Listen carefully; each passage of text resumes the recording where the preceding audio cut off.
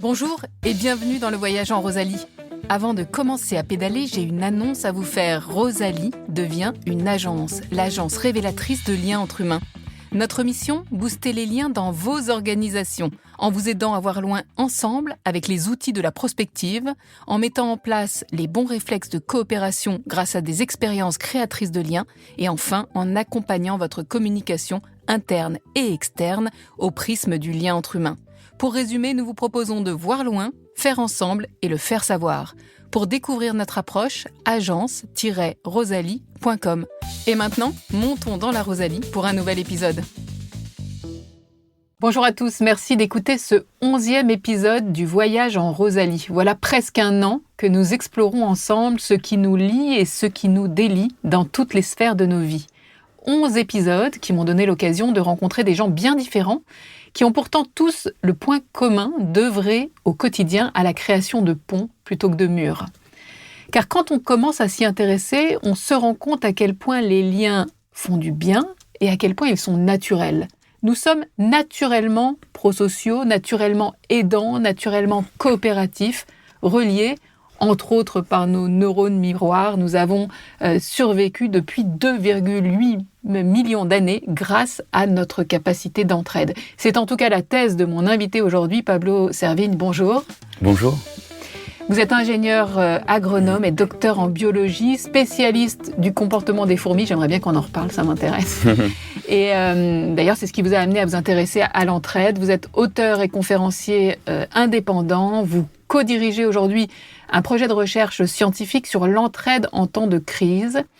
On vous a connu, Pablo, il y a 10 ans, en 2015, quand vous avez signé avec Raphaël Stevens « Comment tout peut s'effondrer » aux éditions du Seuil. Vous avez alors contribué à forger le terme de collapsologie qui appelle à accepter la perspective d'un effondrement global de la civilisation industrielle, effondrement que nous verrions de notre vivant.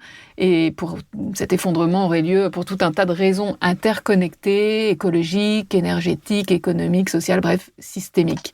Mais penser cet effondrement, ça n'est pas pleurnicher tout seul dans son coin, c'est au contraire se préparer par l'action à lui survivre. Et ça tombe bien parce qu'ici on n'a pas peur de l'avenir, parce qu'on s'y prépare et on s'applique à le faire tous ensemble. Pablo, il y a une première question, elle est traditionnelle dans ce podcast. Est-ce qu'on se dit tu ou est-ce qu'on se dit vous ? Mais tu à 100%, moi je le dis tu très facilement. Et peut-être c'est ma culture espagnole, enfin hispano-latino-américaine. Mais tu, volontiers. C'est les mêmes liens en tu et en vous ? Non, je pense pas, mais ça dépend des pays et des cultures. En France, c'est plutôt vous au premier abord, et puis on voit... mais on jauge. Ouais, c'est ça. Et puis après, il y a les personnes âgées ou les gens qui se pensent très, très importants. Et moi, j'aime bien démonter un peu toutes ces verticalités. Et j'aime bien mettre les pieds dans le plat. Quand il y a des petites gênes et tout, ça dit beaucoup du lien social, de la possibilité de faire de l'humour. Et en 2-3 secondes, on voit directement le potentiel du lien, la personne qui est en face, par des choses un peu invisibles. À la façon dont elle réagit, en fait. Oui. T'as un exemple là, de personne très importante, qui se croyait très importante, qui se croit très importante, et tu t'as mis les pieds dans le plat comme ça, direct ? Ah, mais plein, à chaque fois. Je sais pas, moi, ce qui m'a touché, c'était quand j'ai rencontré Edgar Morin, une sorte de mon grand-père spirituel, je dirais mon père spirituel. Et c'était très touchant, il avait 99 ans, je crois. Et depuis, on est fort en lien. Et en fait, là, au premier moment, je le vois. Donc, il a quand même plus de 60 ans de plus que moi. Et donc, je lui dis tu direct. Et je lui explique. Je lui explique que c'est peut-être gênant, mais je peux que lui dire tu parce que on est frères je sais pas, d'écriture, de plein de choses. Et directement, ça a posé le lien. Et dans le tu, il y a quelque chose d'horizontal. Alors que dans le vous, on met de la verticalité. Et moi, je suis plutôt favorable à l'horizontalité. On va revenir sur ce type de lien. Mais c'est intéressant, ça veut dire que le tu reconnais et en fait, tu inclus la personne directement dans la façon dont tu la reconnais comme étant ton allié, ton frère,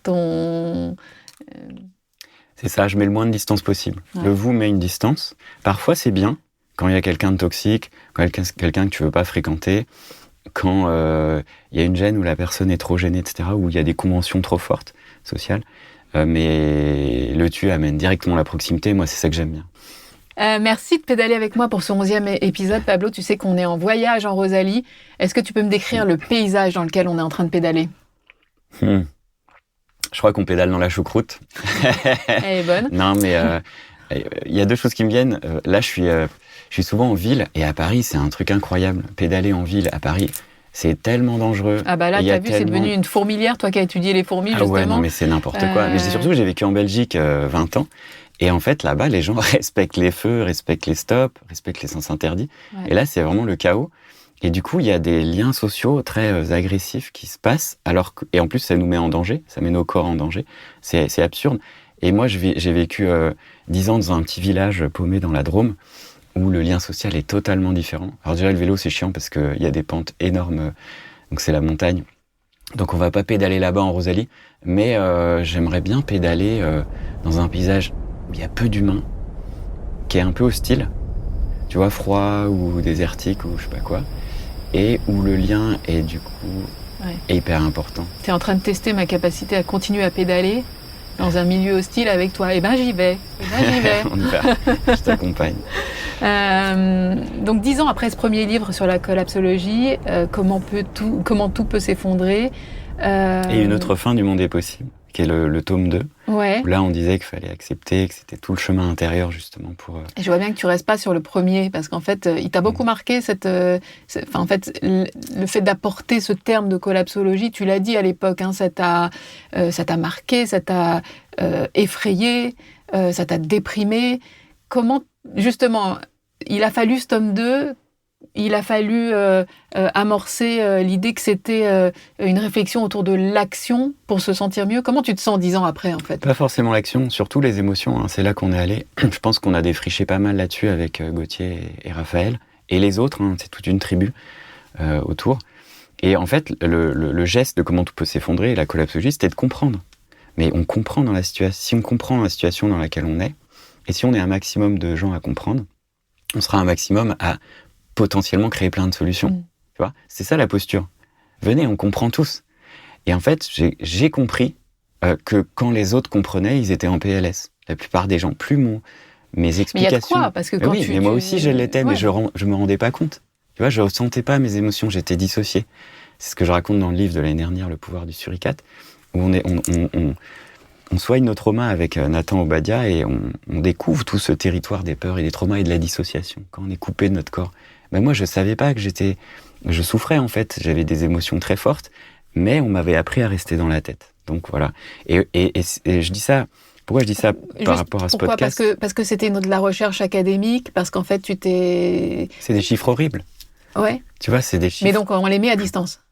C'est ça? Oui, c'est ça. Et le milieu scientifique et politique, typiquement, et un peu de l'entreprise, on met les émotions de côté. Si t'as d'émotions, en gros, t'es une femmelette, quoi. Tu vois, t'es vraiment un... Ça se dit plus, mais à l'époque, ça se disait. On l'a vu dans le dernier épisode qu'on a enregistré avec Piotr Banassiak qui disait ça, exactement. En fait, il faut les émotions, c'est pas un truc de mec. Et c'est pas un truc pour faire de la politique, de la science. Si t'as des émotions en science, t'es considéré comme pas objectif et tout, c'est absurde. On est des êtres humains. Donc, c'est dans ce deuxième tome, après qui s'appelle Une autre fin du monde est possible, qu'on s'est rendu compte que, en fait, on peut pas passer du constat du problème, comprendre, à l'action directement, parce qu'on va faire juste des conneries. On va reproduire exactement on va rajouter avec nos nouvelles solutions des nouveaux problèmes. Si on change pas de conscience, on va faire de la merde. Tu vois. Donc le geste, c'était d'aller dans l'intériorité, de changer de conscience. C'est comment on change de récit, c'est des questions métaphysiques, artistiques, politiques. On est obligé de plonger là-dedans. Juste la science, ça ne suffit pas à trouver des solutions. On peut pas confier les manettes à des ingénieurs ou à des scientifiques. Les manettes du monde, c'est une question éthique, politique, sociale, culturelle, tout, en fait, même mythologique. Et les émotions ont beaucoup à jouer là-dedans. Et donc, on s'est rendu compte que la qualité des liens qu'on a est fondamentale pour traverser toutes ces peines, toutes ces douleurs, toutes ces mauvaises nouvelles, et pouvoir se rassembler. Et c'est ce qu'a fait, comme tu disais au début, l'humain depuis la nuit des temps. Ils se rassemblent en communauté pour traverser l'adversité. C'est la seule solution qu'on a. C'est la seule moyen qu'on a de... Est-ce que c'est parce que tu as fait ce constat qu'il n'y avait pas de place pour les émotions que tu es devenu indépendant ? Aujourd'hui, tu te dis chercheur indépendant, c'est ça ? Oui, j'ai quitté l'université, la recherche académique. Disons, j'ai pas continué là-dedans parce qu'il y avait trop de compétition et de hiérarchie pyramidale. En fait, fallait publier, publish or perish, tu vois, quand tu es dans la science, tu dois publier dans des meilleures revues internationales, prestigieuses et tout, et ton CV s'allonge, et plus tu as un CV de publications scientifiques prestigieuses, plus tu as des chances d'être engagé au CNRS ou dans la recherche. Et en fait, ça fait une compétition de malade entre les doctorants, qui étaient des amis, et moi, je déteste la compétition, et ça pousse en fait déjà à sacrifier sa vie privée. Enfin bref, on peut rentrer là-dedans, mais c'est hyper précaire la recherche pour ça. Et ça fragilise, disons, les humains. Et puis, ça crée une ambiance de secret, de compétition, de coups bas, de tricherie, de tout ça, qu'actuellement... la science en souffre de ça, tu vois. Et en plus, t'arrives en France dans une sorte de CNRS, c'est comme une hiérarchie pyramidale. C'est De Gaulle qui a créé ça à la sortie de la guerre, parce qu'on avait un pays nucléaire, il fallait tout contrôler. Et c'est horrible. T'as des chefs, des super chefs, tout est contrôlé. Moi, je voulais pas de chef. C'est simple, moi, toute ma vie, c'est ma mère qui m'a dit ça. Surtout, faut pas avoir de chef. Donc, personne au-dessus de moi, personne en dessous de moi. J'ai pas envie de contrôler les gens, j'ai pas envie d'être contrôlé. Je suis sorti de ce truc que je retrouve dans les boîtes et dans les milieux politiques. Trop de compétition, trop de hiérarchie pyramidale.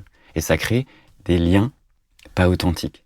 Ça crée des liens toxiques, des liens verticaux, des liens des mauvais affects, tu vois. C'est pour ça que je reviens là-dessus, hein, c'est deux forces fondamentales. La compétition, c'est une violence horizontale. Et la hiérarchie pyramidale, c'est une violence verticale. Les deux, seules, chacune, détruit les liens. Mais quand tu les mets ensemble, c'est juste l'apocalypse, c'est nul. Ça détruit tout, ça détruit les sociétés. Et en fait, quand tu fais la conjonction des deux, la violence verticale et la violence horizontale, ça donne le fascisme, ça donne l'autoritarisme, et ça détruit tout. Voilà, on commence fort, direct, c'est parti. On commence fort, mais cette question de est-ce que ce choc de la découverte, de l'effondrement il y a 10 ans, et cette déprime, elle est dépassée parce que il y a quelque chose à en faire. Oui, et alors... En fait, j'ai l'impression que tu es aligné. Tu as pris des décisions après avoir écrit ce livre qui font que tu es aligné. Dont des enfants. J'ai fait des enfants. Oui, c'est des enfants de l'effondrement qu'on a fait avec... Enfin, Gauthier aussi en a eu, Raphaël aussi. C'est en connaissance de cause. Ouais. Et en fait, des deuils, des catastrophes, des mauvaises nouvelles, on en passe toute la vie. C'est pas juste, on fait le deuil du collapse et après on vit bien. Pas du tout. En fait, moi, je souffre encore de voir les chiffres de la pollution, de l'extinction du vivant, du climat, toujours. Mais j'ai appris à gérer ça, à composter, en fait, les émotions, tu vois. Et on fait comment ? Pas tout seul. Tu le fais en lien avec des autres, en lien en collectif. Et ce qui fait que ce qu'on doit retrouver, c'est la capacité d'être en lien avec nous-mêmes, nos émotions, de pouvoir la sortir. Donc, il faut un cadre de sécurité, pour un contenant sécure, pour pouvoir le sortir avec d'autres personnes. Et quand on composte ça, je dis composte parce que tout le monde met un peu ses émotions, je dis pas négatives, hein, désagréables là-dessus. Et par neurone miroir, par effet comme ça, un peu magique, eh ben, on traite tout ça ensemble. Et ça nous fait du bien. Non seulement ça recrée du lien entre nous, ça refait communauté, de traverser des deuils. C'est ce que fait l'humanité depuis la nuit des temps. Merde, je me suis perdu. Non seulement... Il en sort quelque chose de fertile de ce... Oui, voilà. Non seulement ça fait du lien, mais nous, on se sent beaucoup mieux. Ouais. C'est-à-dire que tu peux pleurer, déposer ta peine sur, je sais pas, l'état du monde, ou, je sais pas, les liens avec ta famille, peu importe. Ah, mais quand t'as pleuré et quand t'as été écouté profondément, et que t'as quelqu'un en face qui est là, ça te rend vivant. Et comme tu dis, ça te donne envie d'aller dans l'action. Mais c'est pas forcément l'action le but. Parfois, c'est ça le piège de l'action, les gens, ils vont dans l'action pour éviter de ressentir de la peine. On voit ça quand tu perds quelqu'un, un être cher. Vite, faut faire les faire-part, organiser le décès et tout ça. Tout ça, c'est c'est comme un hamster, voilà, du remplissage, c'est comme un hamster dans sa roue pour éviter de ressentir. Ça, c'est de la fausse action, tu vois. Donc, pour arriver à ressentir, être aligné, il faut plonger. Quelqu'un qui plonge pas là-dedans, qui n'a pas le cadre pour plonger, il va craquer. Il va finir en burn-out. Il était une fois 3 petits cochons. Je raconte une histoire. Il était une fois 3 petits cochons qui, dans une certaine version de l'histoire, s'en sortaient pas trop mal face au grand méchant loup ou face à ce grand effondrement. Dans quelle version de l'histoire ? C'est comme ça que commence ce livre, le réseau des tempêtes manifeste pour une entraide populaire qui paraît au lien qui libère. Oui, est paru ce mois-ci et ça me fait plaisir parce que ça articule toute la branche de catastrophe dont on vient de parler. Et l'autre branche qui me fascine aussi et qui a plutôt ma préférence, c'est-à-dire l'entraide. Moi, c'est mon dada, c'est mon doudou, c'est ce que je fais depuis le début. Depuis que j'étudie les fourmis et depuis que je suis petit, j'ai envie d'étudier les liens sociaux. Je suis vraiment... c'est trop cool ce podcast. En vrai, merci de le faire, c'est génial. Et donc, l'entraide, j'ai étudié ça avec le livre en 2017, l'entraide. Et là, tous ces travaux sur l'entraide et tous ces travaux sur les catastrophes se réunissent dans ce livre, Le réseau des tempêtes, qui dit en gros, on part des 3 petits cochons. Pourquoi ? Parce que quand tu prends les 2 fables, la cigale et la fourmi, quand il y a une catastrophe qui arrive, on va dire l'hiver qui vient, le fascisme qui monte, le climat qui se réchauffe, peu importe, eh ben, la cigale arrive, elle toque à la porte de la fourmi. Et comme elle ne s'est pas préparée, la cigale, la fourmi, avec du ressentiment, elle ferme la porte. Donc, il n'y a plus de lien social. Elle casse le lien. Et elle se prépare toute seule. Donc, en plus, elle s'affaiblit, la fourmi. Et elle risque le burn-out. Et puis, à côté de ça, tu as la fable des 3 petits cochons.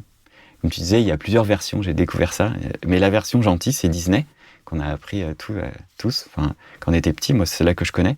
Et quand tu as le loup qui vient, en fait, c'est... l'hiver ou pareil, toutes les menaces qui arrivent ou le réchauffement climatique, il détruit la première maison, il détruit la deuxième maison et les petits cochons, les 2 premiers, ils sont flippés et ils arrivent, ils toquent à la porte du 3e petit cochon qui lui ouvre la porte contrairement à la fourmi. Et tu vois, et moi je me suis posé la question, mais pourquoi il ouvre la porte alors que la fourmi elle ferme ? Et ben tout simplement, tu sais. Moi j'ai lu le livre. Tu as lu le livre. Et ben réfléchissez, chers auditeurs, pourquoi est-ce que les petits cochons s'ouvrent leurs portes ? C'est pas parce que c'est des cochons versus des fourmis, c'est parce qu'ils que les cochons sont foncièrement plus sympas que les fourmis. Ouais, mais... non, c'est parce qu'ils sont frères et sœurs. C'est parce qu'ils sont frères et sœurs avant la catastrophe. C'est-à-dire qu'ils ont des liens denses, puissants, même s'ils sont différents, même s'ils se préparent mal, on va l'accueillir de manière inconditionnelle. Tu vois, c'est comme l'amour maternel. C'est un amour inconditionnel, ou paternel aussi. Mais même si tu fais des conneries, la porte, elle reste ouverte. C'est ce type de lien qui m'intéresse. Et on voit bien avec les fables, c'est une manière de le dire, mais toute la science, on pourra dérouler après, la science des catastrophes, montre que c'est la qualité du lien social avant les catastrophes qui permet de bien traverser les crises. C'est-à-dire de réduire le nombre de victimes, réduire les traumas, et que ça se passe bien pour la reconstruction, etc. On va entrer dans le détail de la façon de tisser nos liens de secours relationnels. C'est ce qu'on fait d'ailleurs depuis 1 an dans ce podcast. Mais je voudrais commencer par tisser un lien à distance temporelle, avec l'une de mes invitées de cette année, Marie-Flore Leclerc, qui est DG de l'association Entourage. Tu connais Entourage ? Entourage, c'est une association qui crée des réseaux à ceux qui n'en ont plus, et notamment les personnes qui vivent à la rue, et qui le fait de façon très horizontale. C'est très intéressant, avec un comité de la rue qui fait partie du CA, etc. Donc, tu vas me dire ce que tu en penses, mais moi, je trouve qu'elle a une assez bonne définition du réseau des tempêtes. On l'écoute. La vie nous envoie à tous des difficultés et des baffes par moment. Et quand la vie vous envoie une baffe, si vous avez une personne sur qui compter, vous allez pouvoir squatter un canapé pendant 1 mois. Si vous en avez 12, vous avez 1 an devant vous, en fait. Et ça change tout. Ouais, Marie-Flore Leclerc, c'est ça le réseau des tempêtes, c'est ce réseau qui change tout. C'est génial, c'est ça. Alors, Oui, le réseau des tempêtes, c'est tes liens à toi que tu as déployés, que tu as, qui te maintiennent en vie, qui te maintiennent à flot et qui empêchent que tu te noies au moindre pépin, à la moindre tempête. Et quand je dis tempête, ça peut être un accident, une maladie, la perte d'un proche. C'est ça, parce que toi, tu parles du temps de la crise, du temps de l'effondrement. Mais en fait, certains sont déjà... La crise n'est pas la même pour tout le monde. Il y a plein de crises, on en vit toute la vie. En fait, la vie, c'est une succession de crises. Si on n'a pas compris ça, on ne peut pas vivre, en fait. Tu as des petites, des grandes, des moyennes, des crises environnementales, des crises sociales, je sais pas moi, une émeute, tout à coup une révolution, tout à coup une inondation, une attaque terroriste, ça c'est les grandes, quoi, spectaculaires. Mais en vrai, t'as la perte d'un emploi, t'as un divorce, t'as juste une déprime passagère, les mauvaises nouvelles du monde, tu vois. Et si t'as pas ces liens, mais t'as rien en fait, tu peux couler très facilement. Nous, les humains, on est ultra sociaux, on est fait de liens sociaux. On est né comme ça, on est né pour ça, on est né par ça. On se maintient à flot comme ça. Et donc, ton réseau des tempêtes, c'est tes liens denses que tu as, que tu peux stimuler quand tu es dans la merde. Donc, imagine, remettons-nous au temps de la pandémie. Tout à coup, il y a confinement. On se retrouve chez nous, c'est complètement nouveau, c'est le chaos. C'est le chaos dans le sens où, socialement, tu sais pas ce qui va se passer. Il y a une grande peur de l'avenir. Et c'est peut-être la fin du monde. Tu te rappelles, à l'époque, on était là, putain, mais c'est quoi qui est en train de se passer ? Et on parlait du monde d'après. Le monde d'après, peut-être, s'il arrive, mais on va peut-être tous mourir, on va être des zombies, je sais pas quoi. Et là, tu te retrouves tout seul chez toi. Qui est-ce que t'appelles ? Est-ce que t'appelles ta maman, ton papa, tes frères et sœurs, ton voisin, la petite vieille d'à côté, comment est-ce qu'elle va faire des courses ? Donc, qui est-ce que tu vas aider ? Tu vois, les premières personnes que Pour qui tu t'inquiètes ? Ouais. Est-ce que c'est les pompiers ? Si c'est juste les pompiers et que t'as personne à qui appeler, ton réseau social est pas ouf, quoi. En fait, il est fragile. Cette crise du Covid, elle a été révélatrice de ce manque de lien aussi, Exactement, ouais. de gens qui étaient vraiment seuls, et aussi de notre capacité à se dire on a un petit collègue qui est tout seul dans son appart, on va lui passer un coup de fil, etc. Donc, ça a révélé plein de choses. Et inversement, à qui tu ouvres la porte ? Pas seulement à qui tu appelles, mais si quelqu'un toque, imagine t'es au Covid, c'est le confinement, quelqu'un toque. Est-ce que tu ouvres ? C'est un inconnu. Est-ce qu'il dit il a besoin d'aide ? Est-ce que tu es fourmi ou est-ce que tu es cochon ? Et voilà, c'est ça. Et donc ça dépend de ta confiance envers quoi ? Les voisins, la société, envers toi-même. Parce que si t'as pas confiance en toi, ça va être chaud d'avoir confiance dans les autres, tu vois. Donc tout l'objet de ce livre, c'est de se dire on n'attend pas la crise.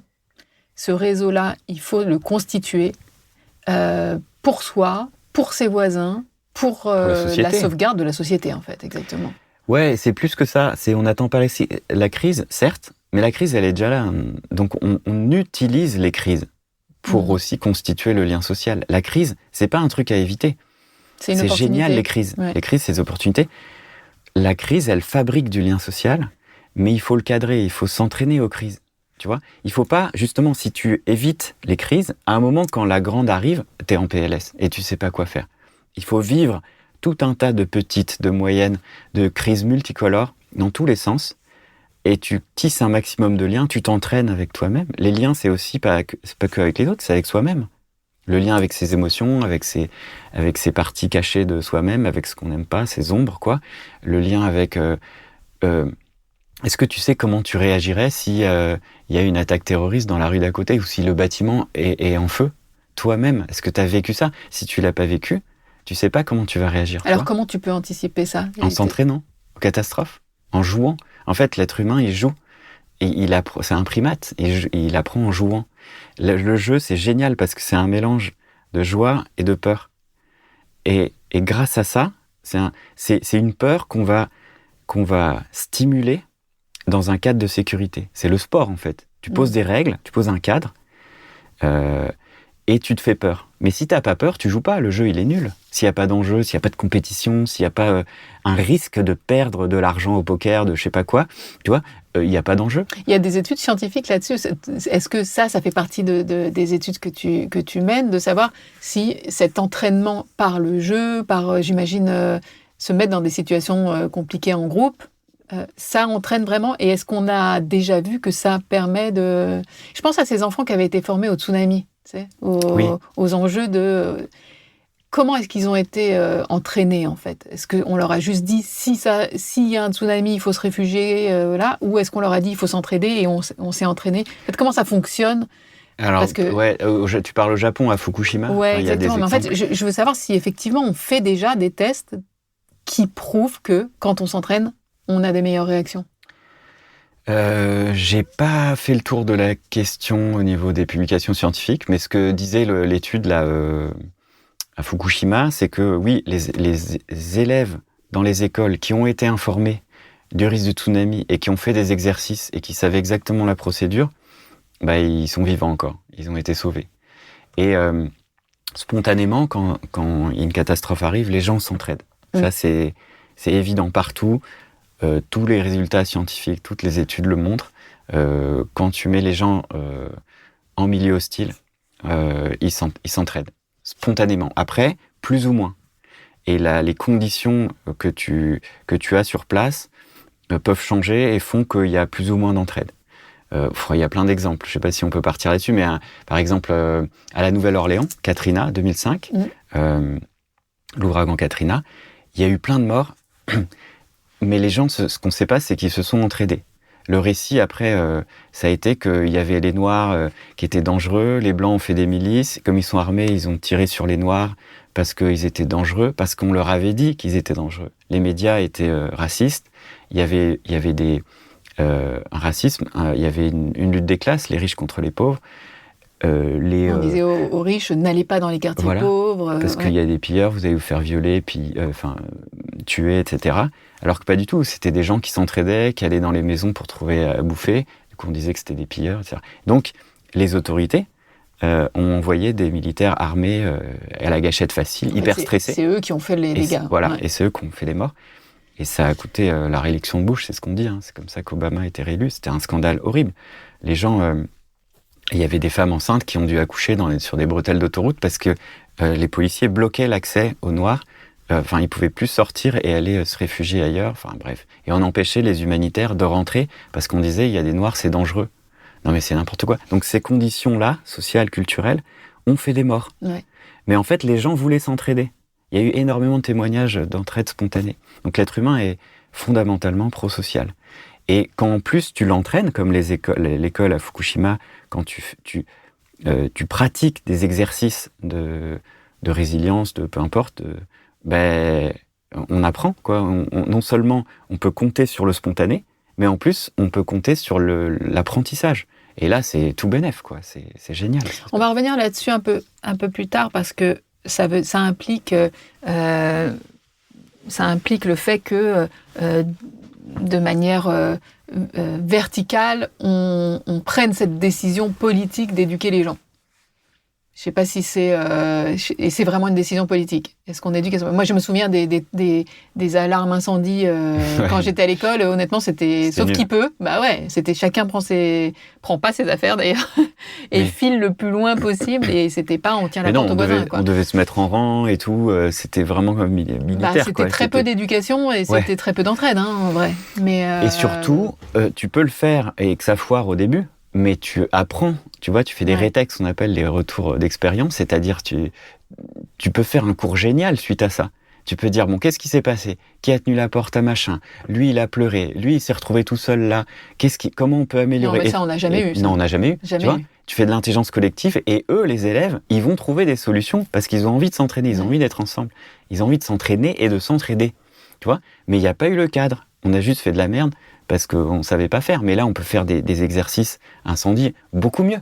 Et ça peut dégénérer en fête, en meilleur lien social. Ouais. On profite de ça pour... Et les élèves, en vrai, ils sont trop contents de ne pas avoir cours. Mais bien sûr, ça sonne, au secours. Mais oui, on joue à se faire peur. En fait, on adore. Ouais. Les enfants, ils adorent ça. Souvent, je cite l'exemple des guilis. Quand le soir, tu lis une histoire à ton enfant, et puis il te dit, on ferme le livre, et il te dit, ah, fais-moi des guilis. Et pourquoi il dit ça, en fait?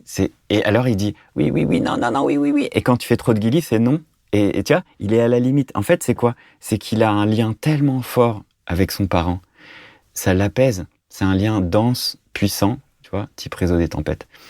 Et ce lien, c'est le vert, c'est la joie, c'est le sens, c'est ses ressources. C'est ça qui lui permet d'aller dans la peur, dans le rouge, dans l'adrénaline.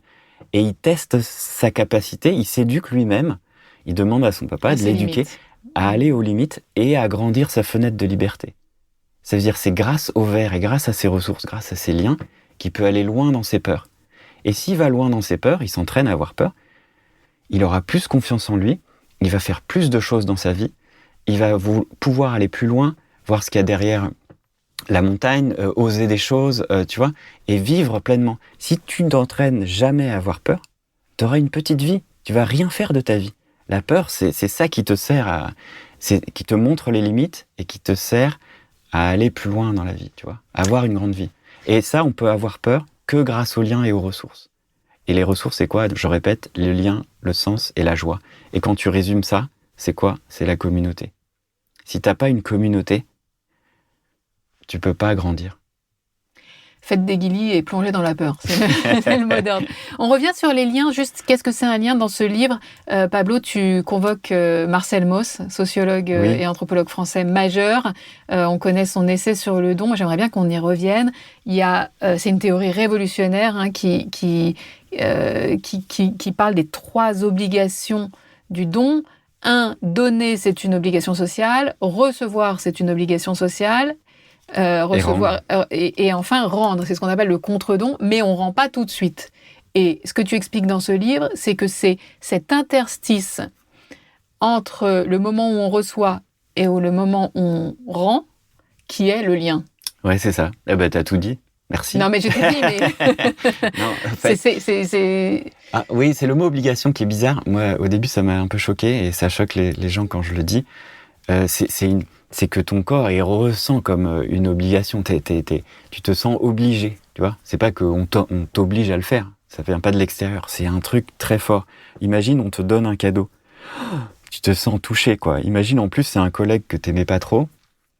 Il arrive et il te donne un bouquin. Juste le bouquin que t'aimais bien et que tu voulais.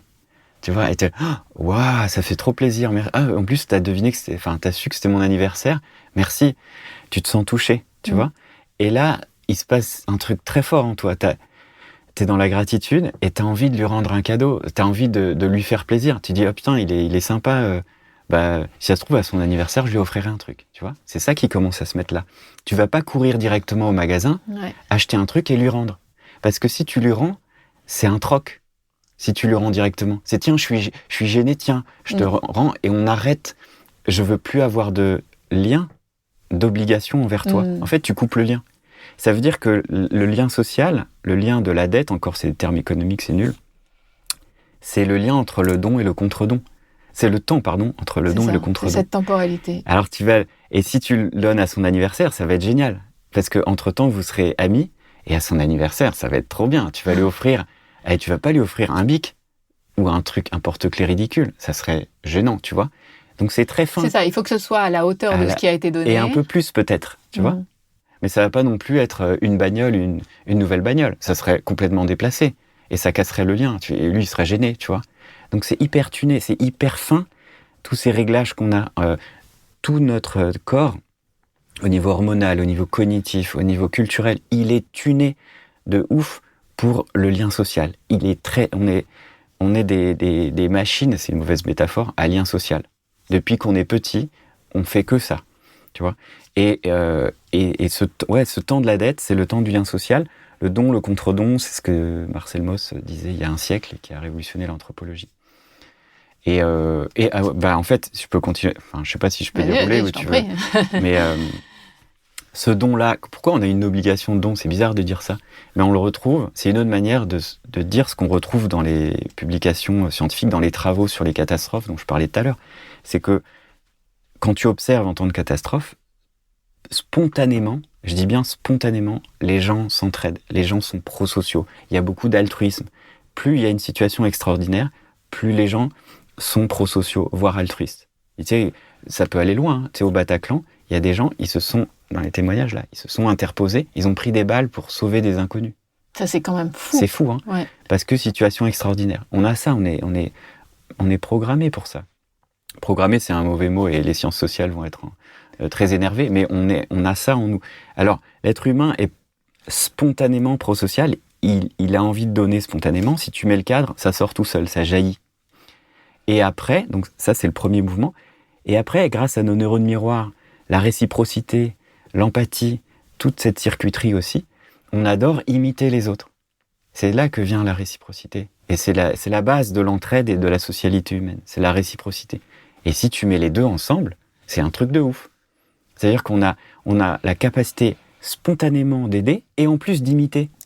Du coup, ça crée le ciment, de reproduire. Ça crée des sociétés. C'est la base, le noyau dur des sociétés humaines.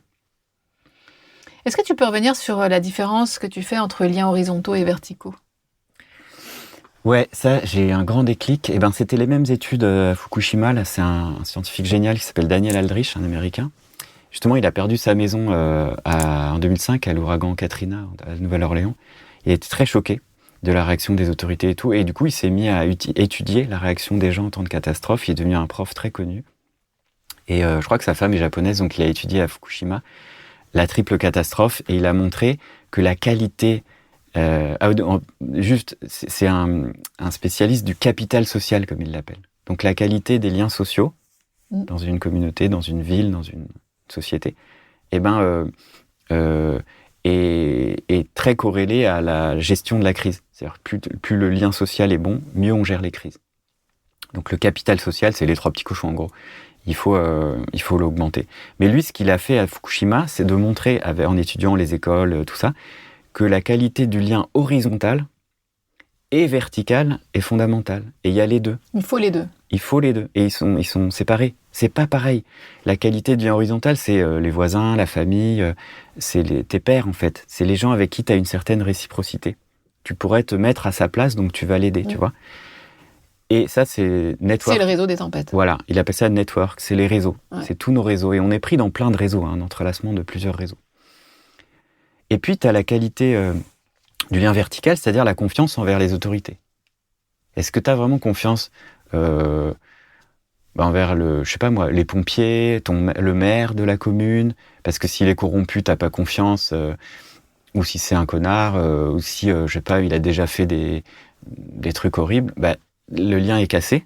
Donc, s'il y a une crise, ça va être compliqué de gérer avec lui. Tu vois, là, il n'y a pas de confiance. En pandémie, par exemple, c'est l'archétype de la catastrophe où on a besoin de confiance envers les autorités. En plus, la pandémie, on est tous chez soi, on a cassé du lien social, donc on dépend fortement de la confiance envers les autorités. On l'a vu comment en France, ça a été un peu cassé, avec la question des masques et de leur gestion moyenne. Enfin, c'est un euphémisme de la catastrophe. C'est dangereux, tu vois. Ça a tenu pour autant. Ça a tenu parce que, c'est un tissu social fort, la France, et puis ils n'ont pas fait que des conneries non plus. Mais il y a eu dégradation du lien social. En plus, il y avait eu les gilets jaunes avant. Enfin, tu vois, c'était compliqué. Donc, du coup, si les autorités amènent une mesure bizarre, genre mettre des masques ou pas mettre des masques, est-ce qu'on va les croire, tu vois? Donc c'est important. Et c'est surtout à deux sens. Tu vois, c'est la population qui a confiance envers les autorités, mais l'inverse. On parle jamais de ça. Mais est-ce que les autorités ont confiance envers la population? Moi, je trouve que non. En France, il n'y a pas beaucoup.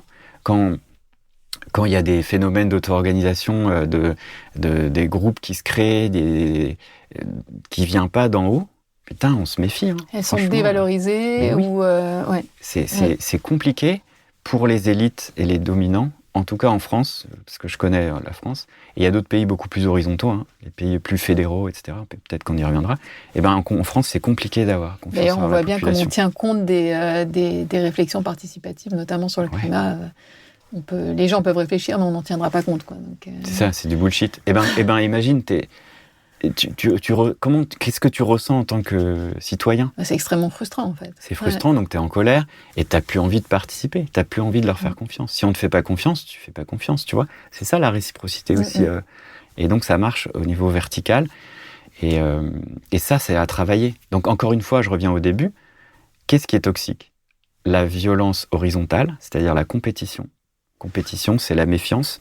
Tu crées de la violence entre les gens, donc les gens se renferment entre eux de manière horizontale.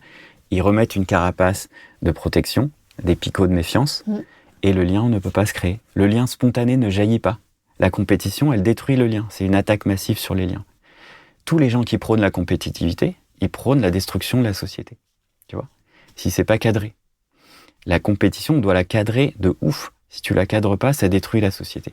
Et le reste, c'est la violence verticale. Si tu fais des hiérarchies pyramidales, des classes sociales, et plus tu stratifies la société, plus tu vas créer de méfiance et saper en fait la confiance potentielle.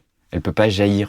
Tu n'auras plus de cohésion sociale. Tu vois ? C'est pour ça qu'on dit les grandes inégalités, ça détruit les sociétés. Alors, on a parlé de liens horizontaux, liens verticaux. Dans ce livre, tu as une matrice où tu parles aussi de liens légers et liens denses. D'ailleurs, tu joues au pâtissier et tu as une recette de gâteau au chocolat. Ah oui. Merci de me donner l'occasion d'en parler.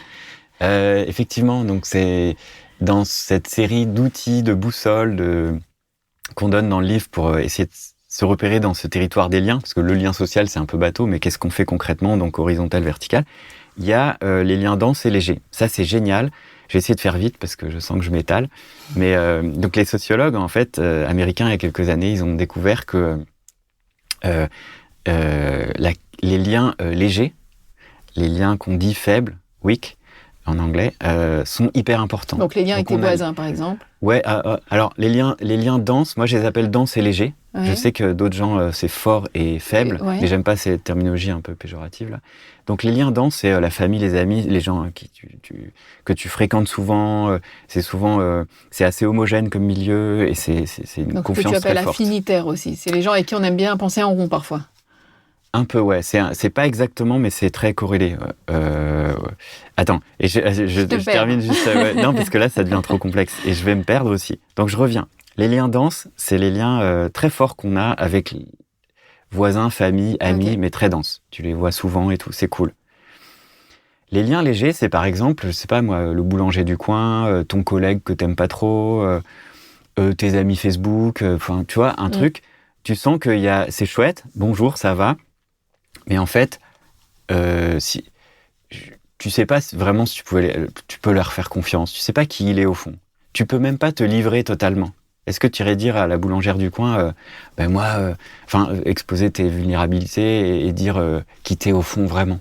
Est-ce qu'au boulot, dans une entreprise, tu sais, t'arrives, t'es en costard et tout, t'as le chef, machin, les réunions d'équipe, est-ce que tu t'ouvres au point de dire tes vulnérabilités? Est-ce que tu es authentique? Et finalement, quels sont les lieux et les moments dans la vie où on est vraiment authentique? En fait, il n'y en a pas beaucoup, tu vois. On a plein de liens légers, mais on garde ces petits trucs de méfiance, on s'ouvre pas. Et en fait, la clé pour faire du lien dense, vrai lien social fort, c'est de s'ouvrir dans son authenticité. Et en face, si tu t'ouvres, en face, ça s'ouvre. Et là, tout de suite, en quelques heures, quelques jours, quelques minutes, tu peux en pleurer. C'est une relation de cœur à cœur, et tout à coup, tu deviens frère comme les petits cochons. Très puissamment, quoi, tu vois. Donc ça, c'est du lien dense. Et j'en reviens, alors, la vraie question, c'est comment on densifie nos liens. Ah oui, non, pardon, j'ai oublié les sociologues, ils ont montré que la qualité, que la diversité des liens légers est importante. C'est-à-dire, on pourrait se dire, ouais, les liens légers, on s'en fout, c'est pas important. Non, quand il y a une crise, c'est la diversité des liens légers qui te sauve, qui t'amène de la résilience. Exemple, quand tu perds un job, c'est pas ton réseau dense qui est souvent homogène, c'est des petites bulles d'entre-soi qui te permettent de retrouver un job, mais c'est la qualité, la quantité, la diversité de tes liens légers. C'est ta boulangère qui va te dire, tiens, j'ai entendu qu'un tel cherche quelqu'un, et c'est je vais vous mettre en contact. Voilà, ouais. Et ça fait du lien entre les bulles, tu vois, d'entre-soi. Les liens légers, c'est fondamental. J'en viens à la recette du gâteau. Finalement, la vraie question, ça serait, pour créer un bon réseau des tempêtes, comment on favorise la création, la densification du lien? Comment on retrouve ce lien fort, dense, avec les voisins, avec ta famille? Comment on fait la paix avec sa famille? Comment on trouve une super ambiance au boulot, avec ses collègues, etc., etc. Eh ben, pour moi, il y a 3 étapes. Il y en a une qui est la base, c'est la convivialité. Le niveau 1, convivialité. Et ça, tu poses un cadre de sécurité très simple, Par exemple, entre voisins, on va créer un potager collectif. On va faire une petite soirée. Tu vois, c'est tout simple. Tu amènes des boissons, chacun amène un petit truc, auberge espagnole. Le cadre, il est clair. On est de 8h à minuit. Chacun amène sa bouffe. Et spontanément, ça va jaillir. Tu vas avoir du lien qui va se créer parce qu'on est comme ça. Ok. Tu peux même faire des petits jeux. Et puis, ça va améliorer le lien. Mais on reste convivialité. C'est pas du lien de ouf, tu vois. C'est du lien entre voisins. Et ça amène plein de choses. Et ça peut déjà répondre grandement à l'épidémie de solitude. Tu sais qu'à l'OMS, ils sont à fond. Là, il y a un nouveau rapport qui est sorti sur la solitude qui tue des millions de personnes sur Terre, en fait. C'est vraiment une épidémie. Donc, le niveau 1, convivialité. Comment tu densifies ? Et là, il y a 2 voies. La voie de l'authenticité et la voie de l'adversité. Ce que j'appelle la voie yin et la voie yang. La voie yin, c'est d'arriver à poser un cadre de sécurité encore plus fort, plus solide, robuste, pour qu'on puisse s'ouvrir. Être sûr qu'on t'écoute en face. Être sûr qu'on se moquera pas de toi. Être sûr que les règles seront bien respectées, que tout ce que tu dis sera pas répété ailleurs, confidentialité, etc. Quand tu poses un cadre sécure, tout à coup les gens s'ouvrent. Et ils déversent, et tu vois. Et si en face t'écoute, c'est comme chez le psy, mais avec des amis ou de la famille, et tout à coup, tu vis quoi, et tu crées un lien, et tu te fais du bien, comme on disait au début. Et ça nécessite de l'engagement. Ça nécessite déjà de poser un cadre, de le respecter, de t'engager, mais aussi de t'engager envers toi-même. Il y a un côté dev perso. Tu dois aller faire de la psy, tu dois aller voir tes ombres, tu dois aller voir toutes tes merdes que tu as en toi, tes casseroles que tu as héritées des parents, tout ce que tu projettes sur les autres inconsciemment, sans le savoir, et tout ce qui pourrit tes liens, en fait, c'est peut-être toi qui est inconscient. Parce que l'idée, c'est pas de déverser ton mal-être ou tes problèmes sur les autres, c'est de prendre ta part de responsabilité pour créer même c'est ça la réciprocité en fait, c'est-à-dire que je prends ma part et je prends la exactement tienne, et je t'écoute. En fait, le but c'est l'écoute. Tu vas dans ces cercles-là, c'est la qualité d'écoute qui compte. Alors l'autre peut déverser et puis ça te fait un jeu de miroir et tout, mais et c'est comme ça qu'on se construit. Ce qui compte, c'est pour chacun de mettre de la lumière sur nos ombres, en fait, sur ce qui ne va pas en nous, et sur les ombres des autres, et sur les ombres collectives, qu'on soit plus conscient, et c'est ça qui crée du lien, qui crée un récit collectif, qui fait les communautés, tu vois, juste s'exprimer en toute authenticité, tu sais en face qu'il y a, c'est magnifique, et tu découvres qui tu es, toi, tu vois, cette voie-là, elle est géniale, elle est fondamentale, et elle est obligatoire pour faire de la communauté, pour faire du lien dense. Et finalement, c'est peut-être pas assez. La 3e voie, c'est l'adversité. L'adversité, c'est que tu mets ce groupe-là ou le lien dans la merde. Tu le mets en milieu hostile. Tu le mets comme les guilis, tu lui fais peur. Tu dois, comment on dit en français, challenger en anglais. Tu dois challenger le lien. C'est comme le team building dans les entreprises, tu vois. Tu fais du lien social, spontanément, par le jeu, encadré, mais en mettant quand même les équipes dans la merde. Et si tu fais l'un sans l'autre, c'est pas assez. L'un a besoin de l'autre. L'un est une manière de tester l'autre. Un exemple aussi, si tu fais que de l'adversité, par exemple les militaires, ils font ça. Ils ont un cadre hyper sécure et ils se mettent des challenges de ouf et ils s'entraînent dans la boue, en milieu hostile, du tir, machin, tout ça. Du parachute, la nuit, la fatigue, ils sont lâchés dans l'océan, et ils sont attachés, ils doivent revenir sur la plage. Milieu hostile, quoi. Milieu hostile de ouf. Et ben ça crée de la fraternité de manière incroyable. Les unités de combat, c'est des frères d'armes à un niveau, j'appelle ça verdance, vraiment très puissant, plus que la famille, si bien qu'ils se sacrifient les uns pour les autres. Et ils vont sous le feu et sous la mitraille parce que l'autre est en danger et que l'autre ferait la même chose. Et que quand ils reviennent à la vie civile, tout est fade, tout est terne, parce qu'ils ont vécu la puissance de ce lien, tu vois. Sauf que quand tu fais trop d'adversité et que t'as pas la voie yin, l'intelligence collective, le soin, la psychologie, le care, en fait, care, et si tu peux cramer les liens. Autrement dit, si dans ton collectif de voisins, tu as fait un super potager, mais c'est des liens un peu légers, si tu amènes la grosse catastrophe, bah, ça peut cramer les gens.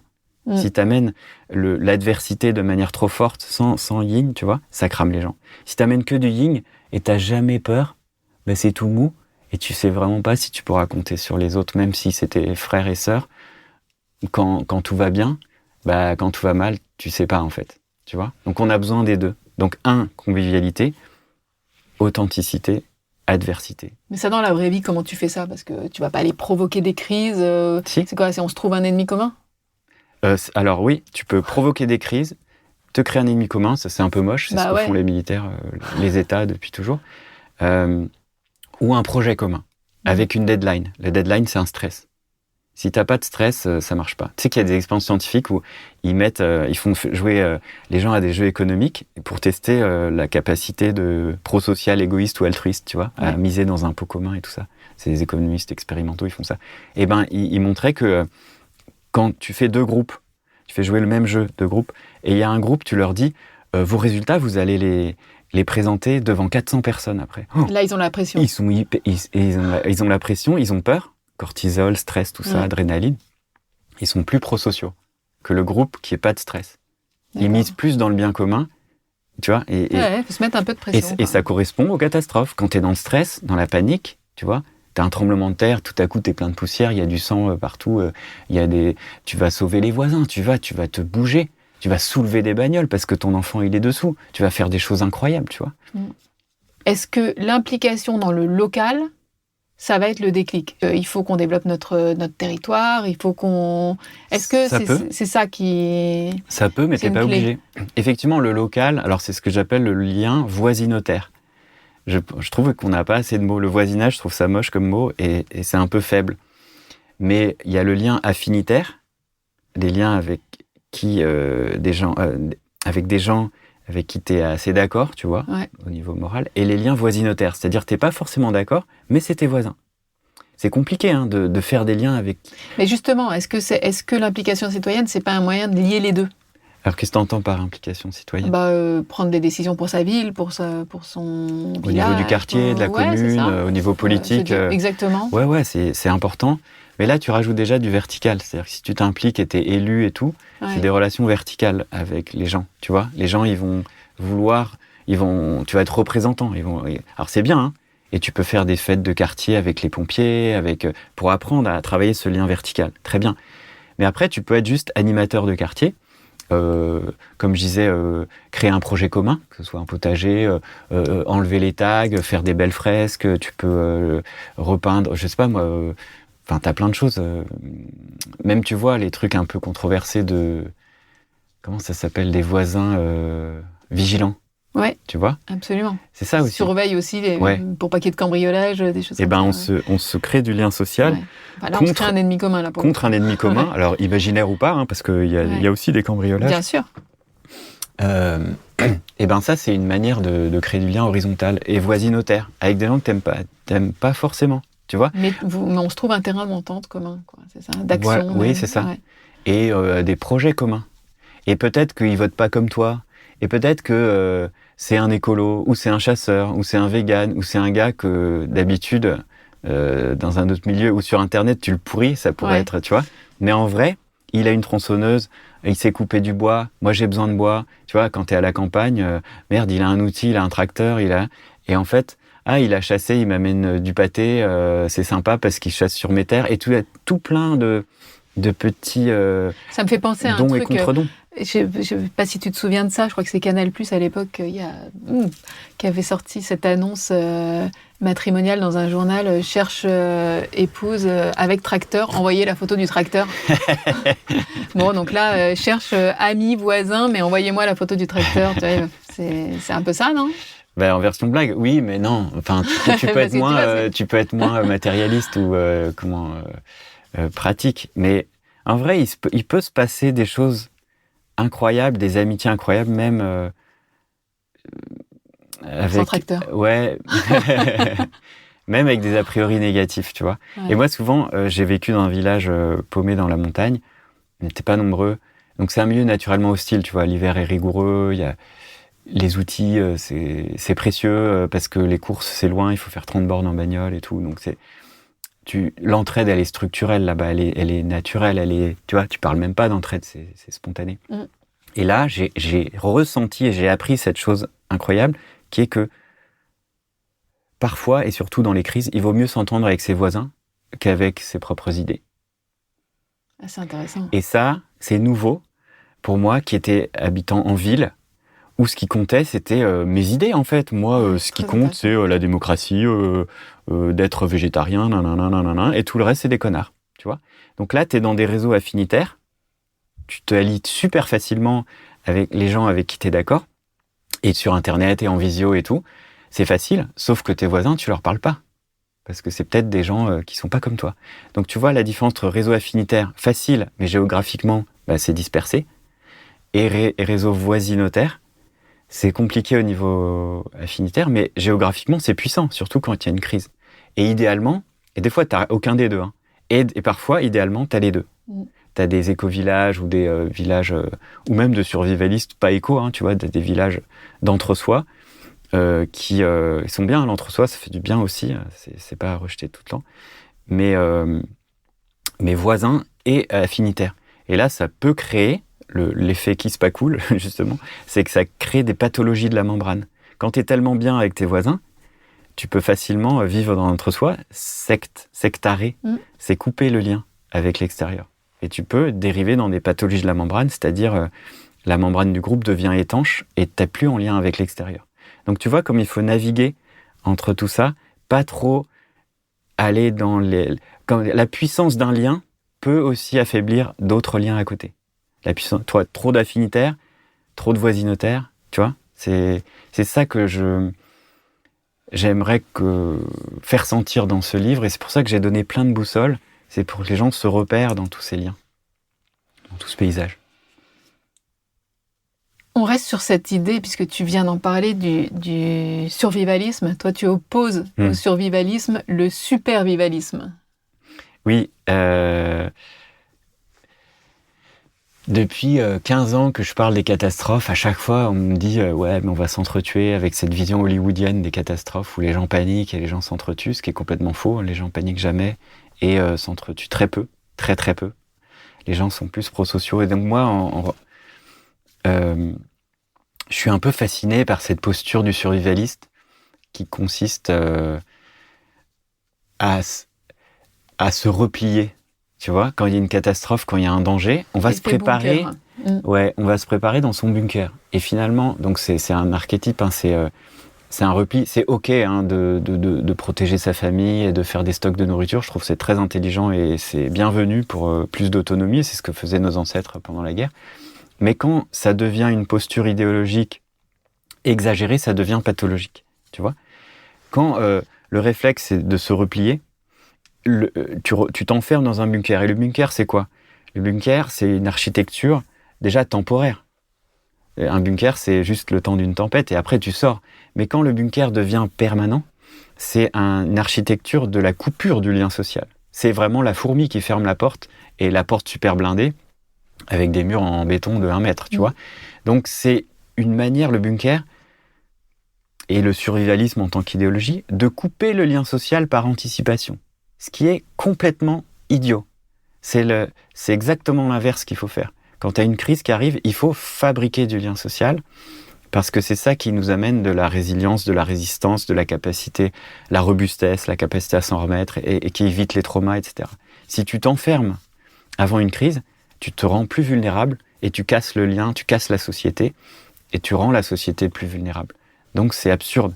Et en plus, les survivalistes comptent sur le matériel. Tu vois, comme si le meilleur sac à dos allait te sauver. Non, c'est l'histoire de Kim, un ami qui fait des stages de survie douce dans la forêt, qui m'a dit un jour, Kim Pache il s'appelle, il m'a dit tu mets dans une forêt 20 survivalistes et tu reviens 1 an après, non seulement ils se sont entretués, mais il n'y a plus de forêt. Et tu mets 20 Amérindiens, tu reviens 1 an après, la forêt est plus belle et ils ont formé une communauté. Donc c'est pas la question, c'est pas la nature humaine qui est mauvaise, c'est la culture de la compétition qui est mauvaise, tu vois. La prosocialité, si tu as les bons outils communautaires, tu peux créer une communauté en lien avec la nature, en lien avec toi-même, en lien avec tout ce que tu veux. Tu crées ce truc des Amérindiens là. Et j'idéalise pas, hein, c'est vraiment des archétypes, mais et si tu crées de la violence verticale et horizontale, donc de la compétition et de la hiérarchie. Et en plus, tu mises sur le matériel, les survivalistes, et t'as pas de lien avec la nature, t'as pas de lien avec tes émotions, et tu détruis le lien social, tu détruis la nature, tu détruis tout. Tu vois, une manière pédagogique de voir, en caricaturant, de comprendre ça. Absolument. Et donc le supervivalisme, c'est cette création du cette lien posture. en contre... Ouais, c'est la posture inverse. C'est la posture inverse. Si tu vois une crise arriver, tu fais du lien. Et j'ajoute, pardon, je te coupe, mais si les crises n'arrivent pas ou tardent à venir, on aura amélioré nos vies. C'est ça qui est génial dans le supervivalisme. On aura recréé du lien social. C'est tout bénef. Cette réalité dont tu nous parles, de l'entraide, de cette capacité à aller aider les autres quand il y a un tremblement de terre, on en a peu conscience. En fait, elle est peu connue parce que c'est ce que tu dis, on reste encore sur ces imaginaires hollywoodiens de chacun pour soi, de même plus que ça. En fait, l'homme est un loup pour l'homme. Ça, c'est ce qui est affreux pour le loup, mais bon. Ouais, pour le loup. Du coup, c'est une question d'imaginaire. C'est une question d'imaginaire à changer aujourd'hui. Ouais. C'est ça. Moi, je dis toujours l'imaginaire hollywoodien, parce que dans les films catastrophes, tu vois, les films de zombies, les films d'apocalypse et tout, les gens s'entretuent, c'est la panique, les gens ils courent partout, et c'est la loi du plus fort qui ressort. Ouais. Tu vois, c'est cette histoire, cette mythologie, que quand l'ordre social disparaît, tout à coup, la barbarie va ressortir, comme si la nature humaine était mauvaise, ce qui est faux, et on va tous s'entretuer. Tu vois, s'il n'y a plus d'État, tu discutes avec n'importe qui là, dans la rue. Il n'y a plus de garde-fou. Il n'y a plus d'État. Ouais. Les gens vont dire, mais c'est l'anarchie. Du coup, ça veut dire le chaos, ce qui est différent, anarchie et chaos, mais bon. Et donc, on va s'entretuer. C'est la loi du plus fort, c'est la loi de la jungle. Mais n'importe quoi. Si c'était vraiment ça dans la jungle, il n'y aurait pas de jungle. Tous les animaux, ils se boufferaient. Il n'y aurait pas de nature depuis 2,8 milliards d'années, comme on dit. Il n'y aurait pas de nature. La nature s'est construite par la coopération. En fait, le problème, c'est qu'on a mal compris Darwin. Hein. On l'a mal interprété. Enfin, non.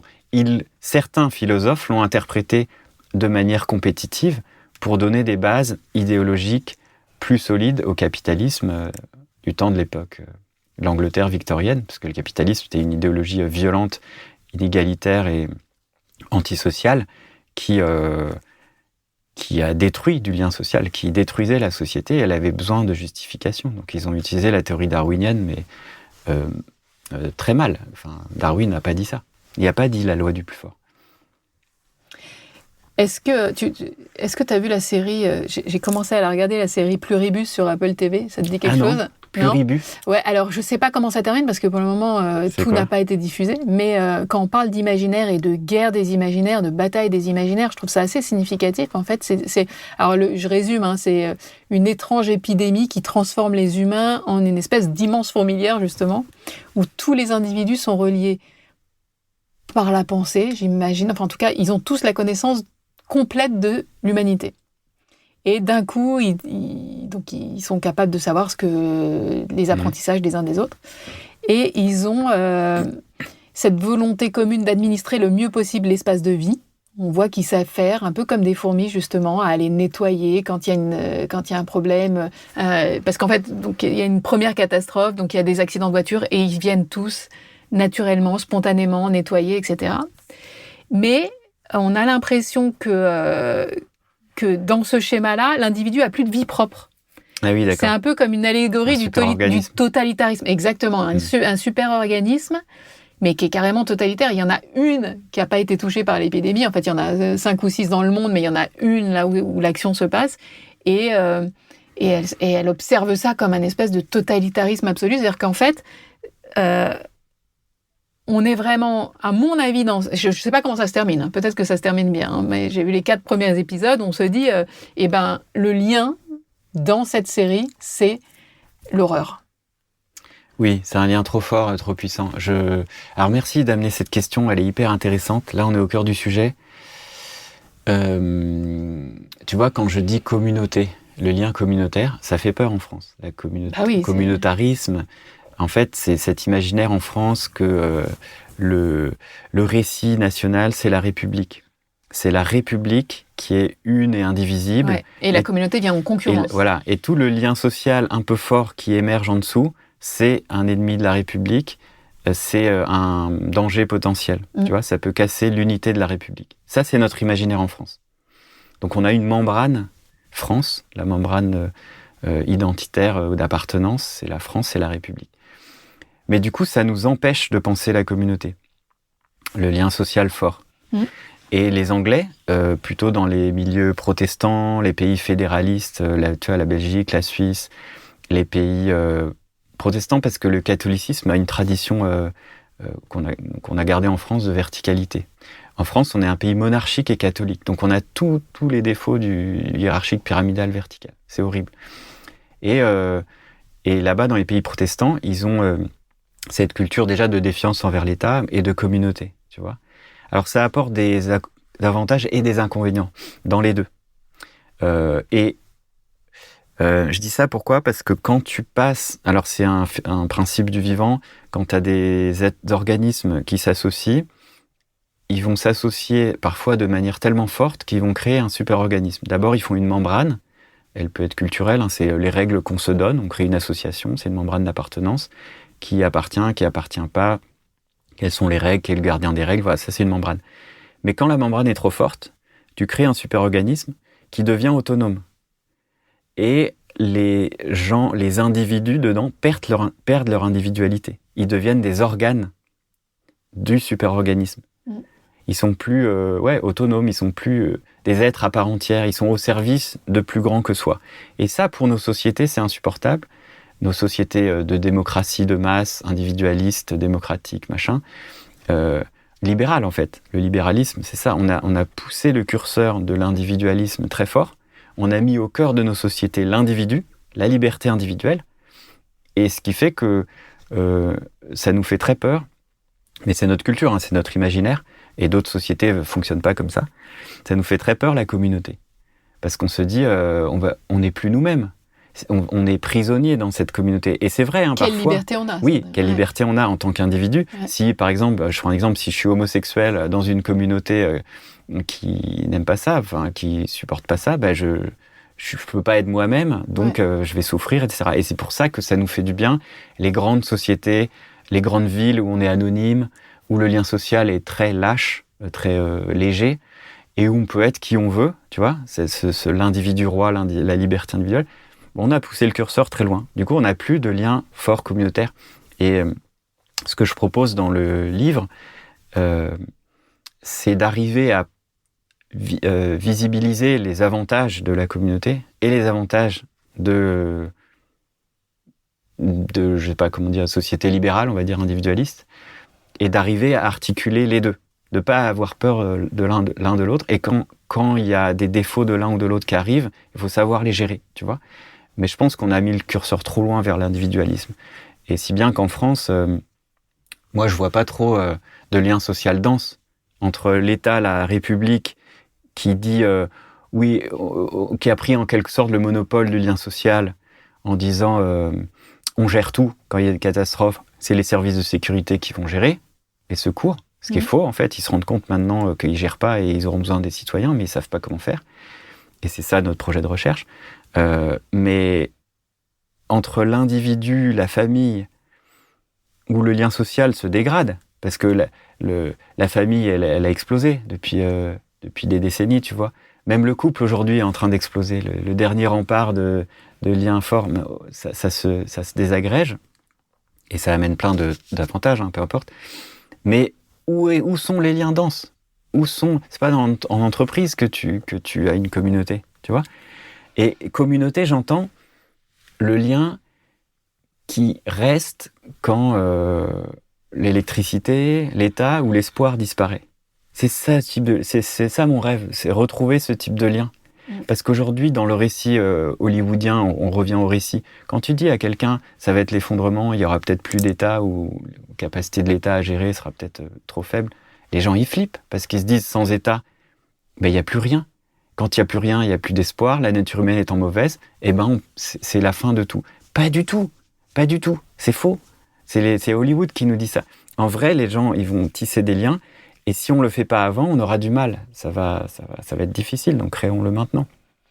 Donc, ouais, c'est une bataille des récits maintenant. C'est pour répondre à ta question.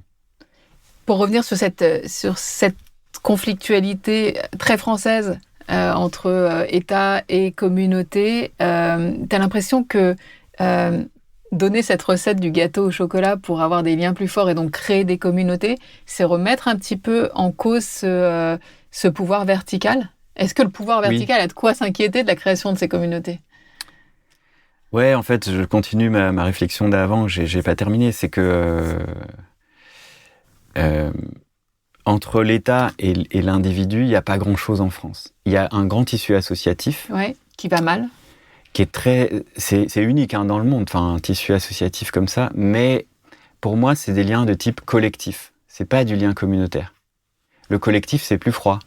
Et le collectif, il se désagrège quand il n'y a plus d'État ou d'espoir ou d'électricité. C'est pas assez, le collectif. On n'est pas...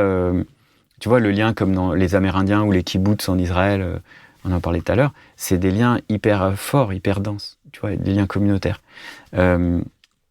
Et donc, je reprends le gâteau au chocolat. Peut-être les auditeurs savent pas, mais je l'ai pas dit au début. C'est la métaphore des 3 niveaux.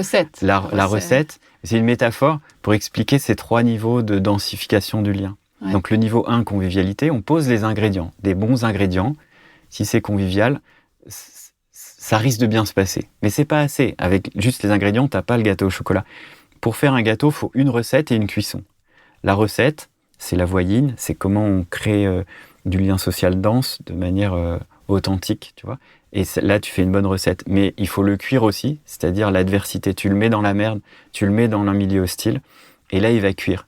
Et si tu le mets trop fort dans la cuisson, si le milieu est trop hostile, il brûle, il est pas bon. Ouais. Donc, c'est ça le jeu, c'est ça s'entraîner aux catastrophes, c'est gérer bien la cuisson. Tu peux pas mettre les gens directement devant...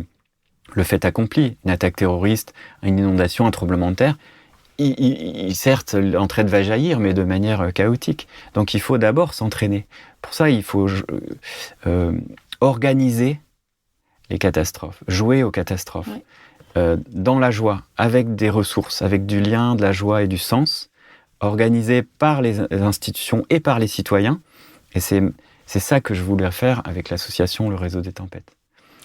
Alors, et donc, juste pour en revenir à ça, ces communautés-là, une fois créées, une fois la recette effectuée, donc de la densification des liens, la mise en danger de ces liens, enfin en tout cas le fait de l'éprouver par des crises, tu crées des communautés, c'est ça une communauté. Et une communauté, ça peut être plus fort, c'est des liens plus forts, plus denses que les liens verticaux. Ils peuvent venir en... Est-ce que c'est ça qu'on voit quand des gilets jaunes s'organisent sur les ronds-points, par exemple? C'est ça. Ils ont densifié le lien de manière incroyable. Ils se sont retrouvés face à un ennemi commun et ils étaient dans la merde, ils se sont entraidés, ils ont créé des communautés, alors un peu temporaires, je sais pas, ils ont peut-être continué des liens, il y a des liens d'amitié qui se sont créés, mais on a vu dans les ronds-points se créer. C'est très très beau ce qui s'est passé. Au début, c'était un peu foutraque, et puis il y a eu une intelligence collective, pas partout, mais dans certains ronds-points, qui a créé de l'intelligence politique, qui a créé beaucoup de choses très chouettes. Ça, et effectivement, on a une création de communautés affinitaires, et même un peu voisinotaires, voilà, spontanées. Ça pourrait être mieux organisé, on pourrait le faire. Et donc finalement, moi, mon rêve, c'est que les liens denses se recréent partout, les réseaux des tempêtes, les gens que t'appelles quand t'es dans la merde, en fait. Et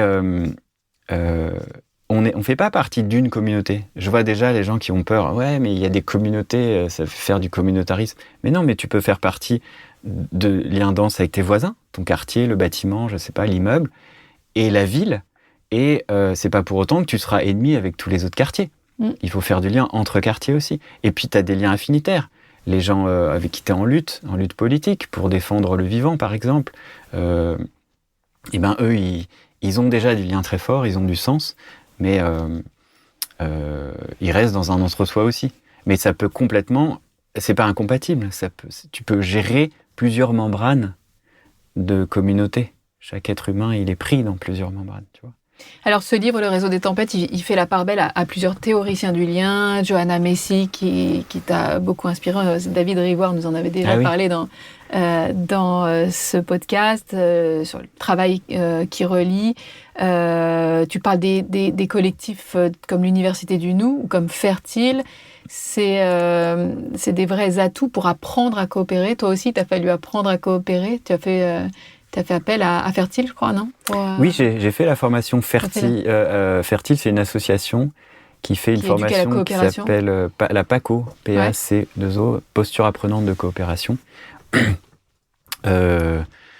C'est pas les seuls, mais il y a l'Université du Nou qui fait aussi pas mal de choses. Ce que je veux dire par là, c'est qu'il faut s'éduquer, en fait. On n'est pas... Oui et non. Oui, en fait, ça peut être spontané, c'est-à-dire on n'est pas obligé de faire ces formations pour créer du lien social, mais tu vas plus galérer. Si tu les fais, c'est comme si tu allais à l'école, tu fais un cours de rattrapage, cours d'adulte, pour vraiment apprendre les bases en 6 jours. C'est génial ce qu'ils font en quelques jours, 3 jours, 4 jours, 6 jours. Moi, j'ai fait 6 jours. Mais je suis sorti de là, j'avais appris des trucs, je pensais connaître tout, en fait non. Et puis surtout, j'ai pratiqué. Des petits exercices, tu vois, on se met en cercle, le tour de parole, des trucs tout bêtes, le bâton, comment on s'exprime au début, quel est l'ordre d'expression au début quand tu fais une réunion. En vrai, les savoirs comme comment faire une réunion, ça paraît bête, mais c'est pas du tout appliqué aujourd'hui. Enfin, dans les boîtes, on fait de la merde. C'est hyper violent, les rapports sociaux, souvent dans les boîtes, tu vois. Donc, comment on recrée une culture bienveillante, de care, de prendre soin, du yin, de la voie de l'authenticité, pour améliorer la qualité de nos groupes. Et du coup, si tu as ce savoir, tu peux le faire avec tes voisins, le pratiquer avec tes voisins, le transmettre à tes enfants, et c'est redéployer une culture du lien, en fait, maintenant, c'est-à-dire avant les crises, ou, même si c'est trop tard, les crises sont déjà là, mais c'est tout bénef, quoi. Et c'est vraiment à soutenir parce que je trouve qu'ils sont assez seuls, en fait. Il y a plusieurs initiatives, mais il n'y en a pas assez. Ça devrait être appris à l'école. Parce qu'en vrai, à l'école... ça commence, T'apprends la compétition et la soumission à l'autorité. C'est horrible, c'est les deux violences, tu vois. Pour terminer cet épisode, et comme à chaque fois, je vais te donner la boule de cristal. Ouh là là. Je te donne cette boule de cristal et je vais te demander, Pablo Servigne, comment tu vois l'avenir et notre capacité à recréer des liens sains entre humains. Comment je vois l'avenir ? Moi, j'ai vraiment confiance envers notre capacité, nous les humains en général, à créer du lien. Mais il faut poser les bonnes conditions. Donc le problème, c'est notre culture de la compétition et de la hiérarchie. Je pense que ça peut changer vite.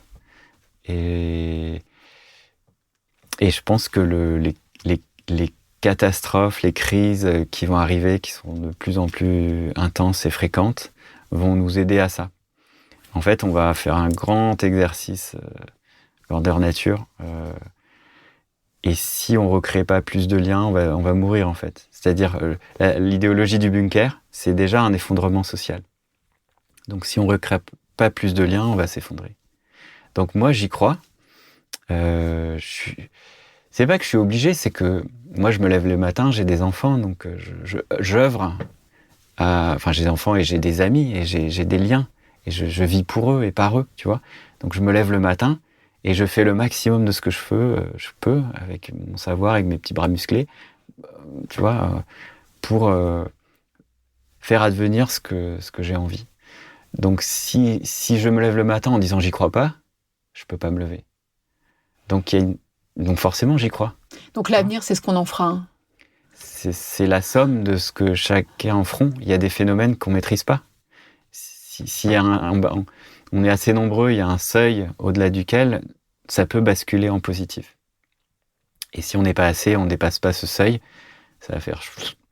Le gâteau au chocolat va pas prendre et ça va faire une recette toute merdique. Mais en fait, c'est possible, tu vois. En fait, l'avenir est ouvert. Ce que disait Johanna Macy, c'est que si tu es certain que ça va foirer, imagine, on te dit en 2030, il y a une météorite qui vient et qui bousille la Terre. Tu vois, le film Don't Look Up. Il n'y a plus rien à faire. Il y a juste à apprendre à bien mourir. C'est tout. C'est déjà pas mal. Si on te dit, non, mais tout va bien, tu changes rien à ta vie. C'est la peur qui te permet de changer ta vie, de changer toi ou le monde, parce que la situation est pas OK. Donc c'est cette incertitude-là qui est magnifique, qui crée la vie, qui crée la pulsion de vie. C'est Edgar Morin dit beaucoup ça. Si tu as des certitudes, en mal ou en bien, c'est mauvais signe. Moi je dis il faut changer de trottoir. Et c'est l'incertitude qui nous permet de donner le meilleur de nous-mêmes, et on ne sait pas si on va y arriver ou pas. Moi je peux pas être optimiste ou pessimiste, on s'en fout. C'est pas ça la question. Il y a une énorme incertitude, on fait de notre mieux, et on y va en se tenant la main et dans la joie. On n'a que ça à faire. Et c'est comme le marin, j'adore cette posture du marin, j'en parle au début du livre. Tu vois, j'ai un ami marin, il dit, la collapsologie, se préparer aux catastrophes, c'est tout à fait logique, parce que quand tu traverses l'océan, tu te prépares à la pire tempête, tu vois. Si tu te prépares pas à la pire, tu risques de mourir. Donc, forcément, tu peux paraître pessimiste, mais en fait, c'est une question de survie. Par contre, le marin, il sait qu'il va vivre, qu'il va la traverser, peut-être pas la traverser d'ailleurs, peut-être il y aura pas de tempête, mais il sait que s'il y a une tempête, il va vivre après.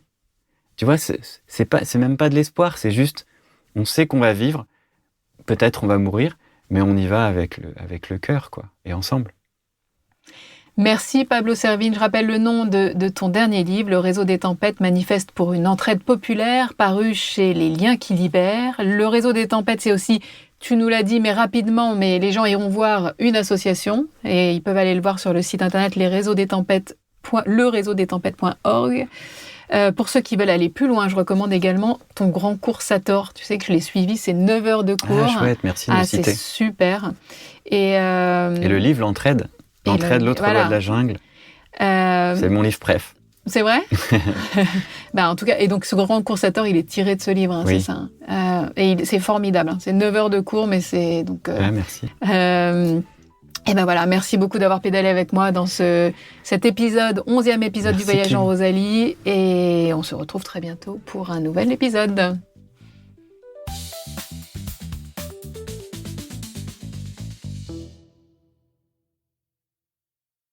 Merci pour votre écoute. Cet épisode vous a plu ? N'oubliez pas de le noter et de le partager autour de vous. N'oubliez pas non plus que Rosalie, c'est désormais une agence, l'agence révélatrice de liens entre humains. Notre mission, booster les liens dans vos organisations et vous aider à bâtir des ponts plutôt que des murs. On vous propose un combo en 3 étapes, à vous de choisir ce dont vous avez besoin. Étape 1, l'audit et la prospective pour voir loin ensemble. Étape 2, les ateliers et l'animation de vos communautés internes pour faire ensemble. Et enfin, l'étape 3, votre communication au prisme des liens. Pour découvrir notre approche, agence-rosalie.com.